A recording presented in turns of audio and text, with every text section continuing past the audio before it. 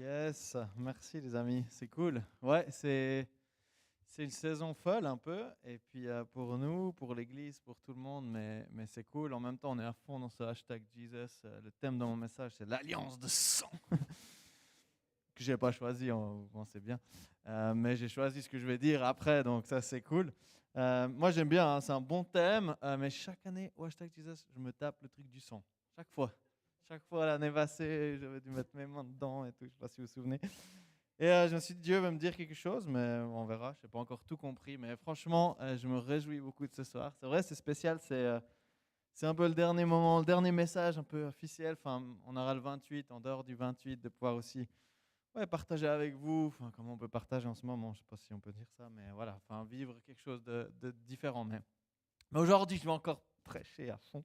Et ouais, c'est quand même 9 ans que je prêche et je me suis dit, c'est fou quoi. Et puis, le truc qui est fou, c'est que Dieu m'a toujours donné ce plaisir, de sentir qu'il y a de la fraîcheur dans les messages qu'il me donnait. Si toi, tu ne les sentais pas frais, il y avait 2-3 mètres, il peut se passer des choses dans ces 2-3 mètres. Mais je trouve que c'est bon quoi, de sentir que Dieu, il a chaque dimanche un message pour nous et on en parlait ensemble avec Christelle encore. Où qu'on aille à l'église, quoi qu'on vive, je crois qu'il a toujours quelque chose à nous dire chaque dimanche. Puis ça ne dépend pas juste du contenu du message, c'est ça qui est cool, c'est ça qu'on enlève la pression aussi au pasteur.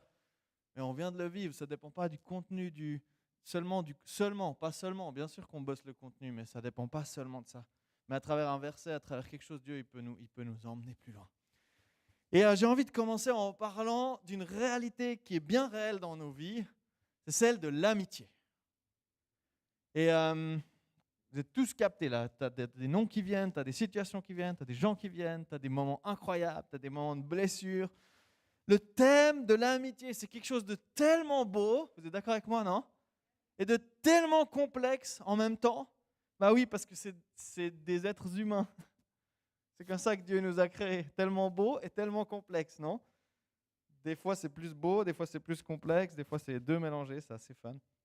Et je réfléchissais à ce thème-là et je me disais, mais en fait, c'est tellement fort, c'est tellement puissant.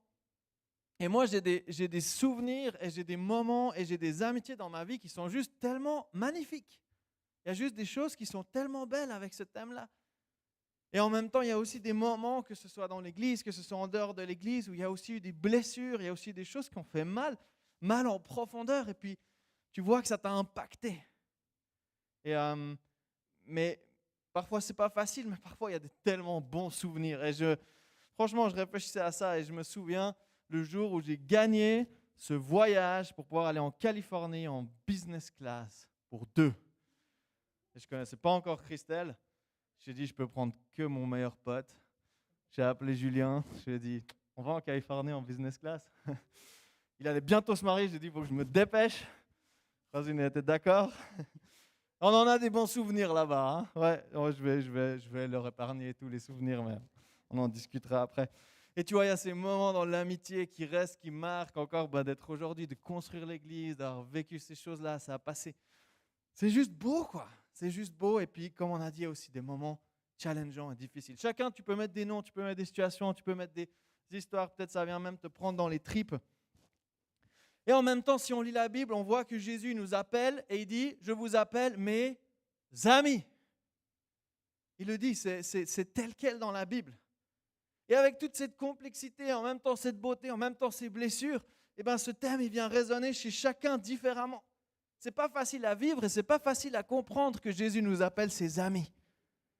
À la lumière de nos expériences humaines, il y a des choses qui se passent dans ce sens-là. Et ce que j'ai envie de te dire, c'est que je crois juste que comme on appelle Dieu notre papa ou comme il nous appelle ses enfants, comme on peut voir Dieu comme avec ce cœur de père et comme un père, au final, on sait que c'est l'enjeu de ne pas teinter cette réalité-là avec nos réalités humaines. C'est la même chose avec l'amitié. On a ce challenge-là de ne pas mettre dans notre relation d'amitié avec Jésus ce lien qu'on a de nos expériences humaines imparfaites. Qui peuvent être géniales aussi, mais même dans le côté beau de ce qu'on vit, ce n'est pas quand même à la hauteur de Jésus. Tu vois ce que je veux dire? Et j'ai envie de prendre avec toi ce soir une histoire de l'Ancien Testament, une magnifique histoire d'amitié qui m'a travaillé, qui m'a bousculé, encore une fois, ces dernières semaines. C'est l'histoire de David et de Jonathan. Et on va voir que ce n'est pas une amitié à 2 balles, c'est une solide amitié. Vous êtes prêts? Vous pouvez prendre vos Bibles, les ouvrir, regarder à l'écran, enfin comme vous voulez, mais on plonge dans la Bible, plonger dans cette réalité-là. C'est au tout début de la vie de David, enfin dans son histoire en tout cas. On lit ensemble 1 Samuel 18. Quand David eut terminé de parler avec Saül, Jonathan s'était profondément attaché à David et s'était mis à l'aimer comme lui-même. Saül ne le laissa pas retourner dans la maison de son père ce jour-là, il le prit chez lui. Jonathan conclut un pacte d'amitié avec David parce qu'il l'aimait comme lui-même. Il enleva son manteau et le donna à David. Il lui offrit aussi son équipement et jusqu'à son épée, son arc et son ceinturon. Ok, là, c'est dit qu'ils ont fait un pacte d'amitié. Ok, c'est pas un mot à prendre à la légère. On parle des alliances pendant cette série de #Jesus parce qu'ils ont fait une alliance d'amitié. Et c'est dur de dire, lui c'est mon pote ou pas, ou on est dans quel level d'amitié. Si tu as mis une fois le #BFF, Best Friend Forever, tu sais, c'est ces photos, tu te mets en scène, nous on est les meilleurs potes et tout. 2 semaines après, tu t'es fighté parce que tu es dans la même coloc et puis ça pue, puis l'autre il nettoie pas. Tu n'as pas mis le BFF sur tu vois, le fight parce que tu n'as pas pensé à l'enregistrer. Et on aime mettre en scène tout ce qui va bien, mais on ne sait jamais trop où on en est parfois, des fois, dans ces amitiés-là. Et eux, ils vont faire un pacte d'amitié, ou on pourrait dire une alliance d'amitié. Et on a vu avec Stéphane la semaine passée, qu'est-ce que c'est cette alliance? J'ai même envie d'aller plus loin, on parle de ce pacte de sang, ou de cette alliance de sang. J'ai pris ce livre, je t'en parlerai après, mais frères de sang, c'est cette réalité-là, c'est de devenir des amis où il y a quelque chose qui se passe. Alors, qu'est-ce qui se passe? Si j'ai envie juste de parler du contexte un petit peu, dans l'histoire, c'était une étape rituelle qui se vivait. C'était en complément de ce qu'on a vu la semaine passée. Il y avait des étapes dans ces alliances et dans ces pactes, notamment ce pacte d'amitié. Je vais les passer rapidement en revue, mais la première, c'était de donner son manteau. On l'a vu, c'est ce qu'il a fait. Et le manteau, il est le symbole de qui tu es, de ta personne. Et quand tu donnes ton manteau, ça veut dire je vais donner de ma personne, je vais m'engager, je vais donner de moi-même. Je m'investis dans cette amitié et je te donne même une partie de qui je suis à toi qui va être mon ami. Ça représente qui tu es. Deuxième étape, c'était la ceinture. Enlever sa ceinture. Non pas parce que c'était une main Gucci, Armani, parce qu'elle était jolie et que tu veux faire un cadeau, tu vois. La ceinture, ça représentait là où étaient fixées les armes. Là où était fixée l'épée. On dit, il donne sa ceinture et même l'épée, on peut le lire ensemble. Et c'est de dire en même temps, je dépose les armes et en même temps, je te donne mes armes. Donc, je vais t'équiper avec mes armes. On faisait la même chose dans l'autre sens. La troisième étape, ça on a vu la semaine passée, c'est que tu es coupé l'alliance. Donc, il y avait littéralement un sacrifice, un animal qui était coupé en deux et on se mettait au milieu pour prendre cette alliance, pour prendre ce pacte et pour dire ces choses-là. L'étape suivante, c'était... J'ai chaque fois mis les versets avec. Oui, ils sont. Hein. C'est vraiment chaque fois des histoires dans la Bible qui existent aussi. On voit ces histoires-là qui sont vécues. J'ai de la peine à respirer avec mon masque. Je trouvais stylé, mais il est moins pratique que les autres là. De pouvoir faire des compromis. Il y avait ce passage de lever la main droite et de faire cet échange de sang. Et là, on a cette notion de frère de sang ou de mélange de sang. Qui a jamais fait quand tu étais petit ce côté, tu sais, on est des frères de sang. Je sais qu'il y en a qui ont fait, il y en a d'autres qui n'ont pas osé le faire, mais qui auraient rêvé. Enfin, vous aviez tous un pote ou quelqu'un avec qui vous vouliez faire ça. Et je pense que c'est quelque chose qui est fort aussi dans la guerre, dans l'armée, quand on est au combat, il y a une notion qui tout à coup prend du sens. Ensuite, il y avait l'étape d'échanger les noms. Parfois, on a vu la semaine passée aussi, on changeait les noms. Les noms étaient donnés l'un à l'autre. Vraiment, ça allait jusque dans l'identité des noms. Il y avait la notion de faire une cicatrice qui venait de ce côté du sang aussi. Et ça, c'est quelque chose qui se fait toujours dans certaines régions du monde, notamment en Afrique. Alors, pas toujours, c'est d'autres cultures. Mais ce que je veux dire, c'est que ça se fait. Et j'avais juste une histoire assez folle. C'est un explorateur dans les années 1900, Henry Stanley, qui a découvert une grande partie de l'Afrique, qui était en exploration d'une grande. Et chaque fois qu'il rencontrait un chef d'une tribu, il vivait ce pacte d'amitié, ce pacte de non-agression avec ses chefs et il avait chaque fois une cicatrice. Et il a eu jusqu'à 50 fois fait ce pacte. Et autant dire que quand tu montres ta main et que tu as 50 marques de qui te soutient, c'est puissant. Tu vois ce que je veux dire? Et il y avait quelque chose de fort là-dedans. C'est encore de nouveau une réalité qui n'est pas de notre courant, ok? Donc allez pas vous tailler les mains après la célébration, hein? Mais c'est juste important de comprendre ce qu'on lit dans la Bible, d'accord? C'est pas à propos de tout répéter à la lettre parce qu'on doit traduire culturellement, mais il y a un sens là derrière.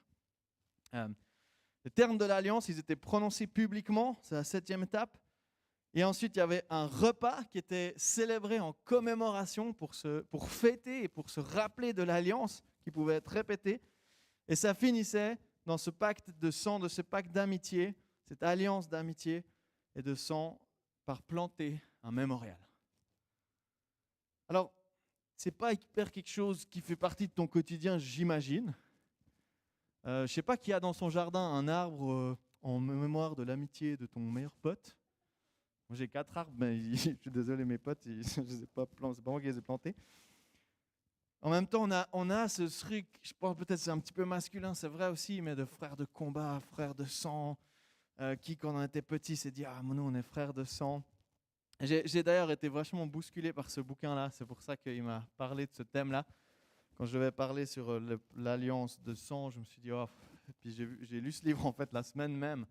J'ai envie de le donner à quelqu'un parce que il m'a hyper impacté, je pense que je peux le donner plus loin. Il parle de frères et de sang dans ce sens-là, de chrétiens en Corée du Nord qui vivent des choses hyper folles. Qui c'est qui a envie d'être, qui c'est qui sent qu'il doit prendre un livre qui l'inspire là? Moi j'aime bien faire ça de temps en temps, je le pose là. S'il y a quelqu'un? Yes? Ah ouais, good. Voilà. Et c'est un livre qui appartenait à mon grand-papa que j'ai récupéré de sa bibliothèque, paix à son âme, et qui a aimé se laisser inspirer par Dieu. Donc, je suis sûr qu'il y a quelque chose de plus à vivre. Voilà. Mais donc, c'est un thème qui ne fait pas partie de nos vies dans ce sens-là. Et moi, j'avais envie de me poser la question ce soir, est-ce qu'on n'a pas un petit peu d'évaluer ce thème de l'amitié? Parce que nous, si je prends les étapes que j'ai lues avant, je pense dans l'amitié, tu passes souvent à l'étape 8, aller faire une bonne bouffe, tu vois. Puis ça s'arrête. Vous n'avez pas coupé l'animal, vous n'avez pas fait les cicatrices, et puis ça prend du temps de faire toutes ces étapes. J'essaie de m'imaginer combien de temps tu mets pour être pote en version express. C'est du boulot, hein. Et je me disais, mais est-ce que dans notre cœur, est-ce que dans notre approche, alors qu'on vient de lire cette amitié entre David et Jonathan, quel est le level dans lequel on met l'amitié? Est-ce que c'est juste un truc pour avoir du plaisir? Est-ce que c'est quelque chose, on se dit, ah, bah, s'il y a le feeling, c'est cool. Ouais, en fait, c'est des gens dans ce sens-là. J'ai envie même de vous challenger, de nous challenger, les gars. J'aurais même envie de dire, est-ce qu'on n'a pas d'évaluer l'amitié masculine? Mesdames, je ne parle pas de vous parce que c'est encore trop obscur pour moi. Je n'ai pas tout compris, d'accord? Donc, je vais parler de ce que je vis. Il y a aussi des enjeux, il y a aussi des challenges, mais j'ai envie de nous dire, les gars, est-ce qu'il n'y a pas quelque chose, est-ce qu'on peut se regarder dans les yeux entre potes puis se dire, je t'aime, mon gars. Je t'aime, mon pote. Tu comptes pour moi, tu es important. Viens, on prie ensemble. Viens, on se dit les vraies choses. Viens, on n'a pas peur de se poser les questions qui font mal, les questions qui dérangent. On n'a pas peur de s'encourager parce que ce n'est pas un truc mielleux. C'est un truc puissant. Ça, c'était une femme. J'ai reconnu. Les gars, amen, non? Voilà. Là. Je vous laisse avec ça. Je ne veux pas aller vous donner les 10 tips pour être les meilleurs potes, mais je crois que Dieu il peut nous diriger là-dedans. Il y a une autre alliance qui pour moi va dans ce même sens, une autre alliance, j'aurais envie de l'appeler d'amitié ce soir, mais c'est une alliance d'amitié élargie, c'est le mariage. C'est une autre alliance qui se fait entre un homme et une femme, parce que là on a parlé d'amitié profonde, je pense, entre des gars ou entre des femmes, mais quand ça vient dans cette puissance entre un homme et une femme, on appelle ça le mariage. Et c'est qu'avec une personne. Pourquoi? Parce que c'est le seul endroit où on prend vraiment une alliance, on la porte littéralement. J'arrive à l'enlever. Moi, j'ai envie de vous encourager aussi, les amis, C'est mon dernier message, alors je peux y aller. Vous avez le temps, ça. Euh, J'ai envie de vous encourager, prenez soin de ces mariages. Et je ne parle pas juste à ceux qui sont mariés, je parle à ceux qui rêvent de se marier, je parle à ceux qui vont se marier, j'ai même envie de le proclamer sur ta vie. Ceux qui sont mariés depuis méga longtemps. Si vous vous êtes mariés depuis très longtemps, c'est sûrement que vous en avez pris soin, donc merci aussi pour l'exemple que vous êtes. Mais prenez soin, on est intentionnel. Dieu a prévu un cadre d'alliance, ce n'est pas pour rien. C'est pour qu'on puisse vivre dans ce cadre-là, la puissance de ce que c'est le mariage. Et puis avant, on se retient, et on construit, et on se prépare. Puis après, c'est fini, parce qu'après, c'est quand on n'est plus là. C'est la vie à la mort. Et j'ai envie de vous encourager. Prenez soin de cette alliance de fidélité qui est scellée. Le jour de ton mariage, c'est vrai, mais c'est le signe d'une bénédiction de Dieu. Moi, j'aime bien dire à Christelle, t'es ma meilleure pote, et pas que. Et moi, je crois qu'il y a quelque chose de puissant, les amis, ici dans l'église, on a un endroit où on voit que c'est possible, autant dans les amitiés, autant dans le mariage, de croire qu'il y a quelque chose de puissant qui se passe là. Et que c'est une alliance où on a mis Dieu au centre. Moi, j'ai juste envie de vous encourager, mettez Dieu au centre et les deux, que ce soit dans les amitiés ou que ce soit dans le mariage. On a besoin les deux de choisir Dieu, de choisir de mettre Dieu au centre. Sinon, ça ne fonctionne pas. Il ne faut pas rêver. Parce que s'il y en a un qui l'a mis au centre, il est au centre de l'autre. Tu as un mariage, t'es deux, ok? Au centre, si toi tu dis, ouais, moi, Dieu au centre, puis l'autre, pas moi. C'est le même mariage. Hein? Et en même temps, au-delà du signe visible, moi j'aime bien, on parle d'alliance tout le temps. Elles sont belles tes alliances, trop beau, c'est cool. Ouais, on parle d'alliance. On l'utilise tout le temps, moi je l'ai tous les jours au bras, au doigt. Non. C'est le début du bras, quoi, en même temps. Chacun son anatomie. Je ne suis pas médecin, c'est pas pour rien. Mais ce qui se passe, c'est qu'au-delà de l'image ou même des éléments qu'on a vus avant, d'un pacte d'amitié sérieux, solide, puissant, ritualisé, c'est ce qui se passe dans notre cœur qui définit vraiment ce qu'on vit, qui définit vraiment la fidélité, qui définit vraiment là où on investit notre cœur et nos amitiés et là où on met Dieu. Et j'ai envie de dire avec toi la suite, il y a quelques versets de l'histoire de Saül, de David et Jonathan, donc le fils de Saül. Et ce qui s'est passé, c'est que malheureusement, Saül et Jonathan sont morts dans cette bataille de Jezreel. On peut juste mettre le verset, je ne vais pas le lire, mais au moment où ils ont appris la bataille, ils ont appris ce qui s'est passé, il y a une nourrice qui a embarqué le fils de Jonathan, qui s'appelait Méphibosheth.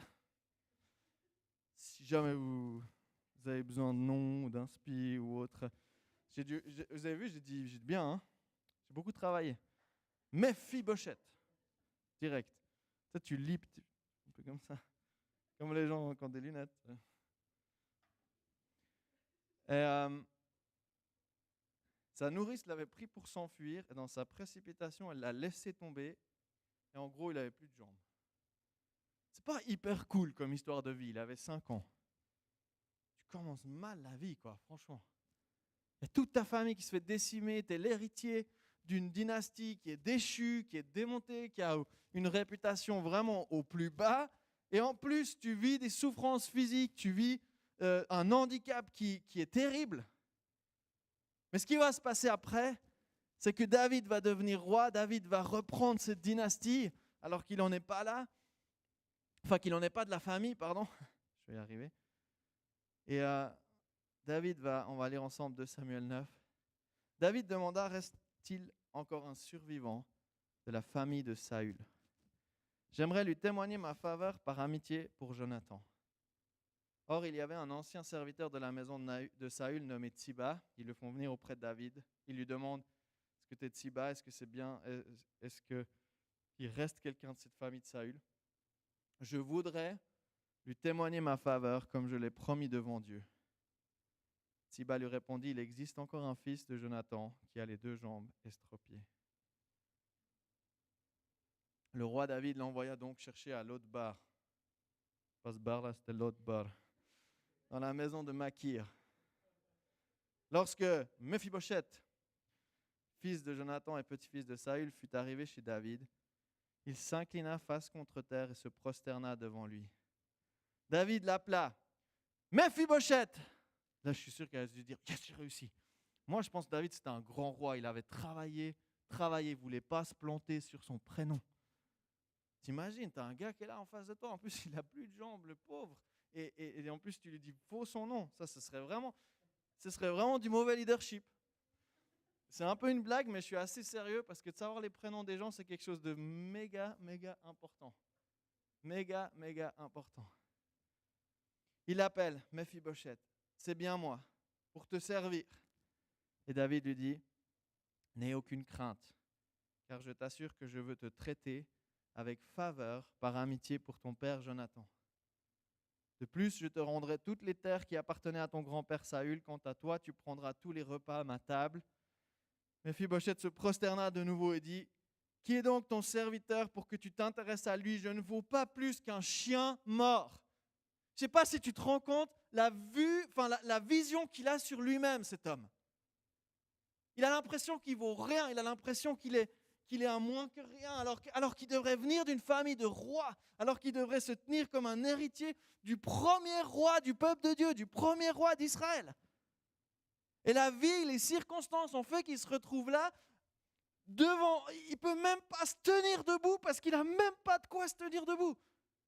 C'est juste horrible. Et il est là, mais je suis rien qu'un chien mort. Il faut bien s'imaginer que le handicap, dans cette saison-là de l'histoire humaine, faisait que tu n'étais rien, tu étais direct discrédité. Et aujourd'hui, on a ces valeurs d'inclure les gens, de prendre soin des gens. Il ne faut pas rêver, ça vient de Jésus. Parce qu'on a une société qui est encore complètement empreinte des valeurs de Jésus. Alors qu'on veut nous faire croire que pas du tout, et puis qu'on veut mettre les valeurs, mais sans Jésus, ça ne marche pas. Ça vient de là. Mais ce n'était pas encore cette époque-là. Le roi appela Tsiba, le domestique de Saül, lui dit, tout ce qui appartenait à Saül et à toute sa famille, je te le donne. Je le donne au petit-fils de ton maître. Toi, tes fils et serviteurs, vous cultiverez ces terres et tu lui apporteras ce que vous récolterez pour assurer l'entretien du fils de ton maître. Quant à Mephibosheth, le fils de ton maître, c'est à ma table qui prendra tous les jours ses repas. Or, Tsiba avait 15 fils et 20 serviteurs. Ça, c'est la fin du verset, je n'ai pas osé l'enlever, mais ça veut dire qu'il y avait du monde pour faire le boulot. J'ai juste skippé le passage entre deux, mais on a ce dialogue, cette histoire de David qui, par amitié, par respect dans son cœur, promis devant Dieu, il le dit, de son pacte d'amitié avec Jonathan, qui lui n'est plus là, qui lui ne vit plus, dit, moi, je vais honorer cette descendance. Je vais honorer, je ne prends pas un pacte juste sur nos deux vies parce qu'on est potes et puis tout à coup on ne se voit plus trop, laisse tomber. Jusqu'à sa descendance. Alors qu'il est roi, alors qu'il peut faire ce qu'il veut, il va honorer librement parce qu'il est libre de le faire. J'ai envie de le croire en tout cas. Il a été fidèle à son amitié, même bien au-delà de la vie de son ami Jonathan. Alors revenons à Jésus qui nous appelle ses amis. Là, on a parlé d'amitié quand même du costaud, non? Et je me dis, si on regarde ça dans cette perspective-là, Jésus nous appelle ses amis dans Jean 15, ce magnifique passage. Voilà quel est mon commandement. Aimez-vous les uns les autres comme moi-même je vous ai aimés. Il n'y a pas de plus grand amour que de donner sa vie pour ses amis.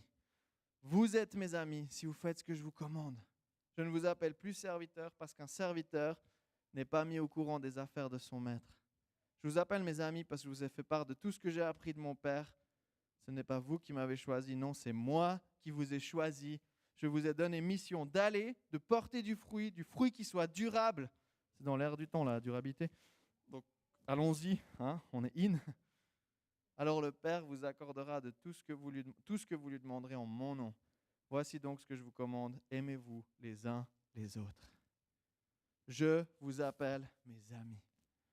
Et l'histoire de David et de ce petit-fils de Jonathan, c'est rien d'autre qu'une image de ce que Dieu est en train d'essayer de faire avec nous, de ce que Jésus fait avec nous.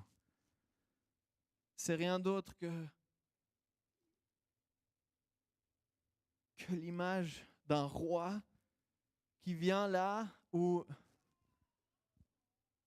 on a fui, on est estropié, on vit caché. Combien de gens, les amis, autour de nous vivent dans la honte? Combien de gens vivent avec une estime d'eux-mêmes qui est dans leurs chaussettes? Et si tu ne le sais pas, c'est peut-être que tu ne leur as pas posé la question. Combien de gens se battent avec une vision d'eux-mêmes, une vision de leur identité, une vision de leur challenge et de leur question qui est misérable? Et moi, je suis le premier à me battre avec certains challenges, on le sait tous. On vit caché. Et là, qu'est-ce qui vient? David, le roi, il vient le rechercher. Il vient lui dire son identité. Il vient lui dire qui il est. Il vient lui dire là d'où il vient. Et il lui tend la main. Et il l'écoute. Et il attend. Et il garde sa main tendue. Il ne le mérite pas. Il ne comprend pas. Et là, le roi lui dit, tu ne comprends pas. Parce que ça ne dépend pas de toi. Ça dépend de l'alliance que j'ai faite avec ton papa. Ça dépend de quelque chose qui est au-delà de ta vie. Que toi, par tes propres forces, tu ne peux pas.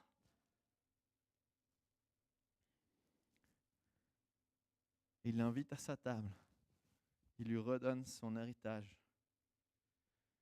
Et là, ce qui est le plus beau dans l'histoire, c'est que ce petit-fils, il a le choix.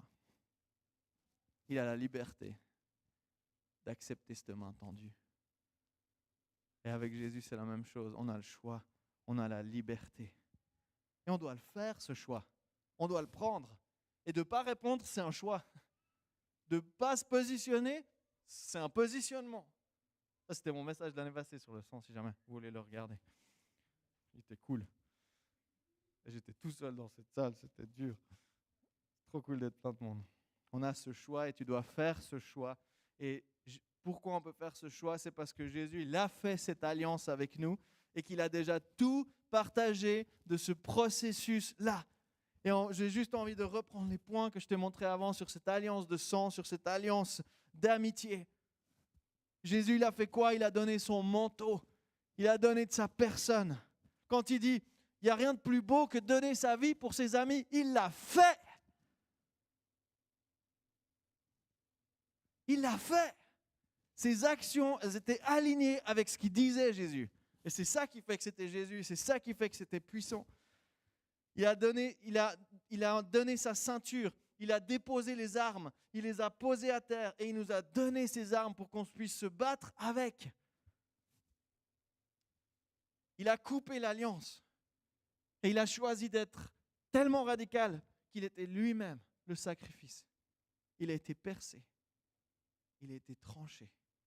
Son corps a été percé. Et du coup, l'étape du sang, son sang a coulé à la croix. Littéralement. Son sang a coulé à la croix. Et c'est par ce sang, c'est par cette alliance-là qui nous amène même à la 5e étape. Il a changé les noms. Il a pris notre nom. Il a pris le dossier où il y avait notre nom dessus, qui méritait la punition qu'il a faite, prise sur lui à la croix. Et il nous a donné le sien avec son nom. Tu sais, quand tu dis « je suis chrétien », ce n'est pas un élément pour remplir un formulaire. Ça veut dire « je suis un petit Christ ». Et quand on arrive pour l'éternité, et déjà aujourd'hui c'est valable, on a le passeport avec le nom de Jésus sur notre vie qui fait qu'on a le droit d'accéder pour l'éternité dans la présence de Dieu. Il a eu des cicatrices qui montrent sur son corps à quel point il les a faites pour nous.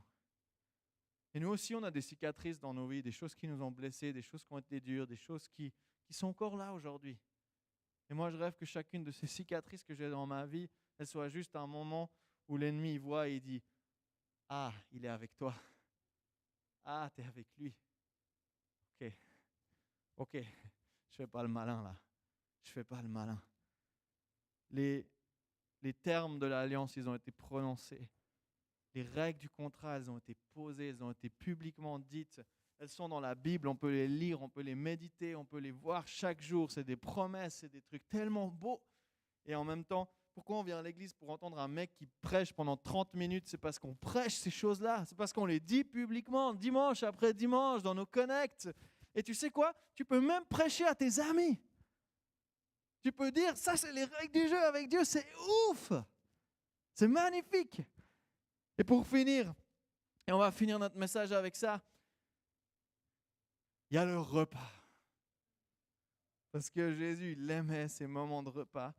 Et il a été tellement loin, et on voit tellement que c'est Dieu, parce qu'il instaure le repas du mémorial avant même de vivre le sacrifice. Et il va mettre cette sainte scène où il dit, c'est mon sang qui va couler. C'est mon corps qui va être donné. Je vais être le sacrifice parce que toi, tu es mon ami. J'ai envie de faire ça pour toi. Et prenez ce repas en mémoire de moi. Prenez ce repas en mémoire de moi. Et on va finir ce message en prenant ce repas ensemble. Et ça termine avec la 9e étape, qui était le planter d'un mémorial, principalement un arbre. Et Jésus, il l'a illustré avec cette croix qui a été plantée, sur laquelle lui-même a été le sacrifice. Et chaque fois qu'on voit une croix quelque part, là, tu liras dans le livre, ils en parlent parce que c'est le symbole de se rappeler de cette mémoire de ce que Jésus a fait pour nous.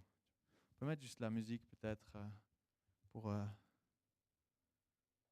terminer ce message ensemble. Voilà l'alliance de sang, les amis. Voilà l'alliance de... Non, pas celle-là, juste pour l'ambiance. Ça, c'est pour après. Sinon, vous ne mettez pas, c'est pas grave. OK.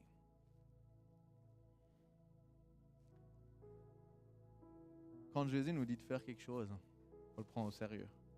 C'est pas quelque chose qui est à laisser à la légère. C'est se rappeler de cette amitié qu'on a avec lui, c'est se rappeler de cette amitié qu'on a ensemble. Et tu as reçu à